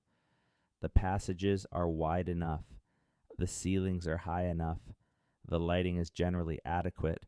It is something else, a kind of acoustic quality, a muffling of the world, a sense of being in a space that exists outside the normal rhythms of sun and weather and open air. People who work in those underground environments every day tend to develop a relationship with that quality. Some find it genuinely comforting, a consistency that the surface world does not offer. Some find it vaguely oppressive in a way they cannot quite articulate. Most simply stop noticing it, the way you stop noticing any persistent sensory environment after sufficient exposure. But in the sub-basement levels below the commercial underground, in the spaces that are not designed for daily human habitation, that quality intensifies. The lighting becomes more utilitarian. The acoustic character changes. The temperature drops or rises depending on the proximity of mechanical systems. And there is a silence of a particular kind, a silence that has weight to it, that you can feel pressing against you, that is different from the silence of an empty room or an open field. Urban explorers who have spent time in those deeper spaces describe this consistently, not as something threatening exactly, but as something that commands a kind of attention, a reminder that you are somewhere that was not designed for the comfort of its occupants, that was designed for a purpose, and that the purpose it was designed for was not trivial. There is something there in the deeper underground, whether it is simply the physical weight of the city above, the millions of tons of concrete and steel, and the accumulated presence of millions of human lives being lived on the surface, or whether it is something about the nature of what those spaces were built to contain, is hard to say. But people who have been there feel it, and they tend to come back to the surface with the sense that they have been somewhere significant, even if they cannot say exactly what made it so. The question of trust. All of this, the sealed doors and the maintained ventilation and the incomplete maps and the pattern of exemptions and the careful incompleteness of official accounts, ultimately comes down to a question of trust, not in the dramatic sense of whether you should trust your government, in the simpler sense of what grounds you have for confidence that the account you have been given is the full account. On the specific question of what lies beneath Canada's cities, the grounds for such confidence are not strong. The official record is demonstrably incomplete. The gaps in that record are patterned rather than random. The physical evidence available through exploration and technical survey suggests the presence of infrastructure beyond what the official record acknowledges. The behaviors of maintaining institutions, visible in the maintained locks and operational cameras and recently replaced lighting, suggest that those unofficial spaces continue to serve some purpose. None of this requires you to believe in anything dramatic. It does not require you to posit shadowy organizations or dramatic conspiracies or anything that would strain credulity. It simply requires you to notice that the official account of what lies beneath Canadian cities is not the complete account, and to be curious about what the complete account would contain. That curiosity is reasonable.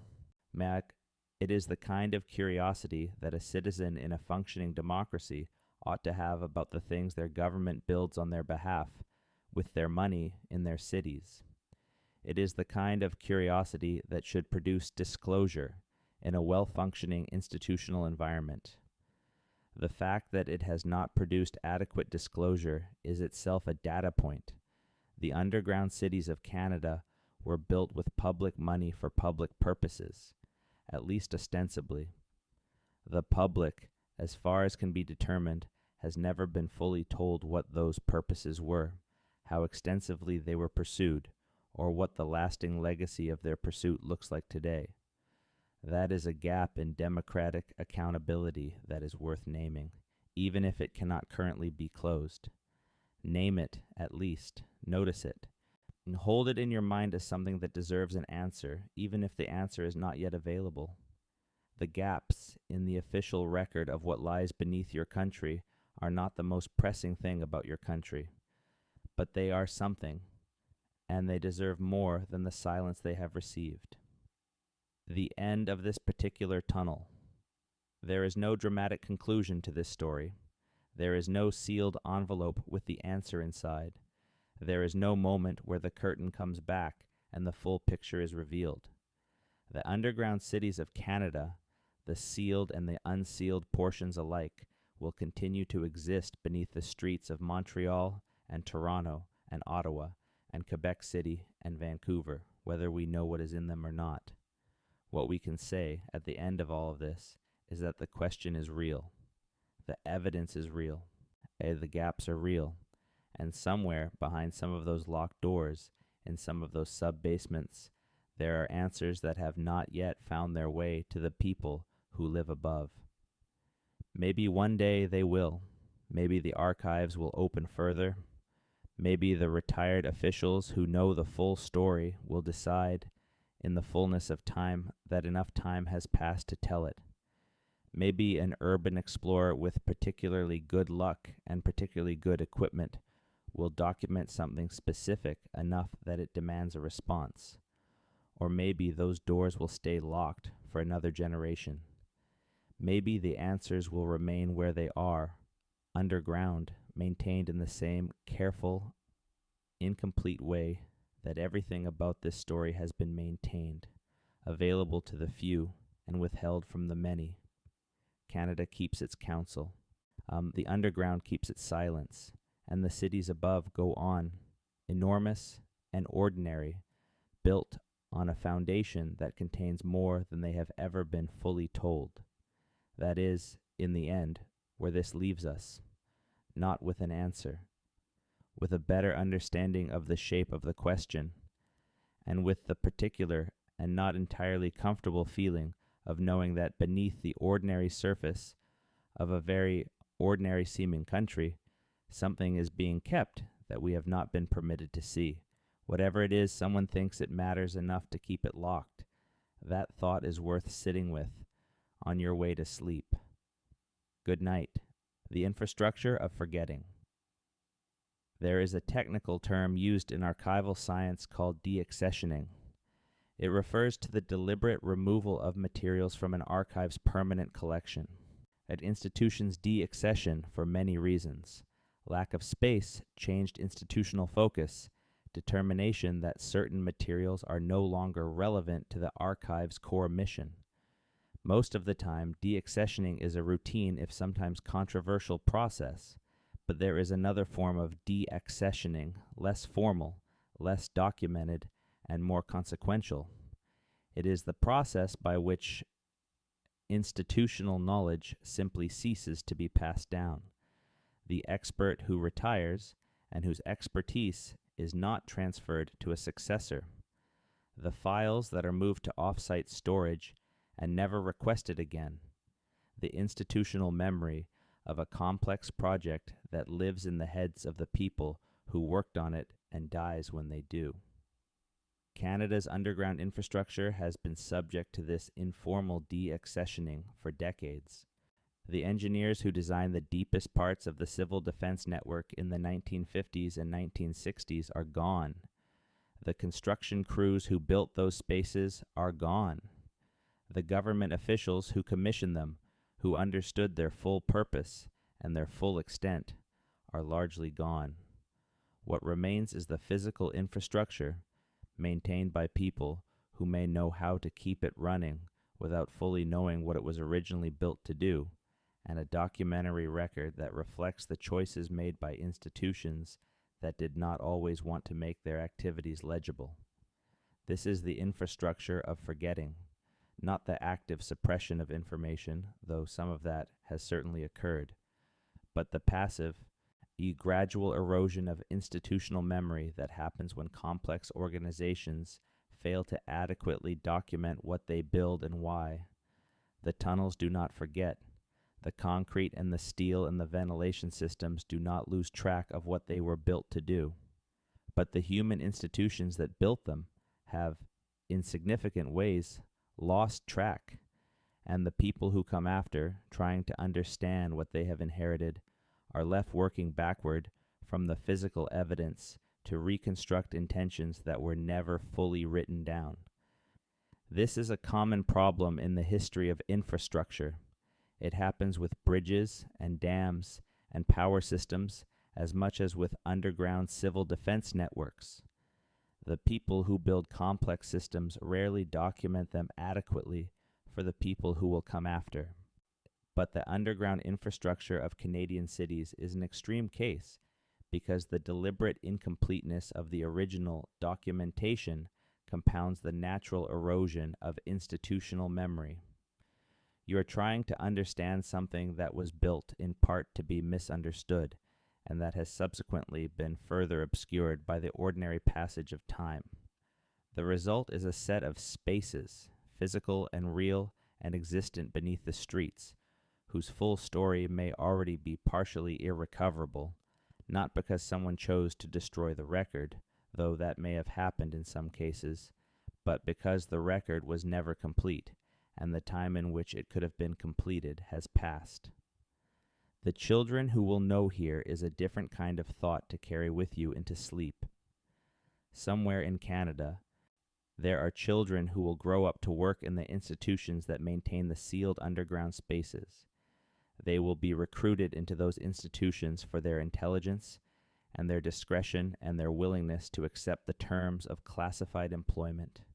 They will be brought into underground spaces that their parents and grandparents never knew existed. They will be told, as part of their professional formation, about things that the public has never been told. And most of them will keep those confidences for their entire professional lives, because that is what professional confidentiality means, and because they will have genuinely good reasons that make sense within the logic of national security and emergency preparedness, to believe that the information they hold is appropriately held in confidence. Some of them, in retirement, will say something, a phrase at an academic conference, a paragraph in a memoir carefully worded, to suggest without specifying, a conversation with a historian who has the background to understand what is being implied, and through those oblique, careful disclosures, the outline of the underground story will become gradually clearer, not all at once, not with a dramatic revelation, but in the patient, cumulative way that history actually works, piece by piece, document by document, until eventually, perhaps long after most of us are gone, someone will sit down with everything that has accumulated and write the full account. That account will probably contain fewer shadows than this one. The full story, when it is finally told, it will likely turn out to be more mundane than the gaps in the current record invite us to imagine. Most secrets, when they finally come out, are less dramatic than the secrecy surrounding them suggested. The underground of Canada will almost certainly turn out to contain government facilities designed for emergency continuity, infrastructure for secure communications, protected corridors between sensitive buildings. Serious things, important things, but not things that would shake the foundations of ordinary life. The sealed doors, when they finally open, will reveal spaces that were built by ordinary people for serious but ordinary governmental purposes, maintained by ordinary people who understood their responsibilities and kept non-public by ordinary institutional decisions about operational security. And we will look at those spaces and understand them, and they will stop being mysteries and start being history. Until then, the doors are locked.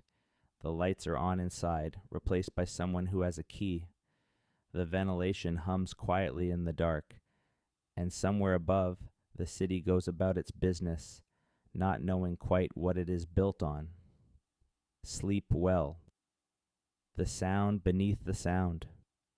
There is something that workers who spend significant amounts of time in the deep sub-basement levels of large downtown buildings sometimes report, and that engineers and geologists who have studied urban underground environments have attempted to explain.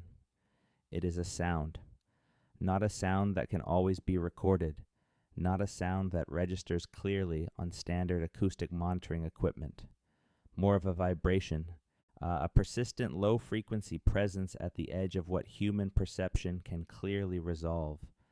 In some cases, this phenomenon is easily explained. Buildings transmit vibration.